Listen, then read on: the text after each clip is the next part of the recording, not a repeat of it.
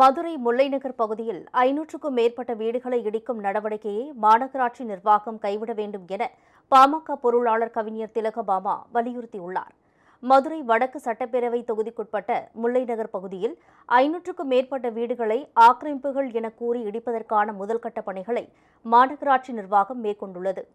இதை கண்டித்து கடந்த 7 நாட்களாக அப்பகுதி மக்கள் போராட்டம் நடத்தி வருகின்றனர். அவர்களை பாமக பொருளாளர் கவிஞர் திலகபாமா நேரில் சந்தித்து ஆதரவு தெரிவித்தார். பின்னர் செய்தியாளர்களிடம் பேசிய அவர், முல்லை நகர் பகுதி மக்கள் குடிசை மாற்று வாரிய திட்டத்துக்கு பணம் செலுத்தி வீடு வாங்கியுள்ளதாக கூறினார்.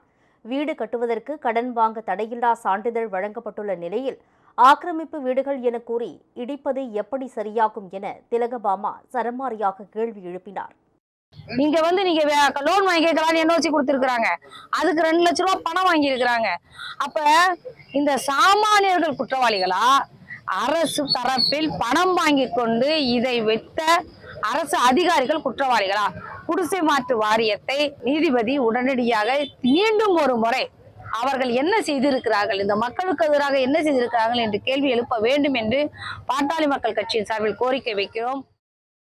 இதனிடையே திருவண்ணாமலையில் அடுத்த மாதம் 21ஆம் தேதி மாநில அளவிலான உழவர் பேரியக்க மாநாடு நடைபெறவுள்ள நிலையில் அதற்கான ஏற்பாடுகள் குறித்து ஆலோசனைக் கூட்டம் நடைபெற்றது.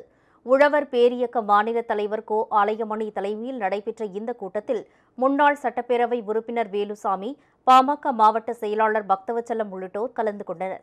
மாநாட்டில் லட்சக்கணக்கான உழவர்கள் பங்கேற்க உள்ளதாக ஆலயமணி தெரிவித்தார்.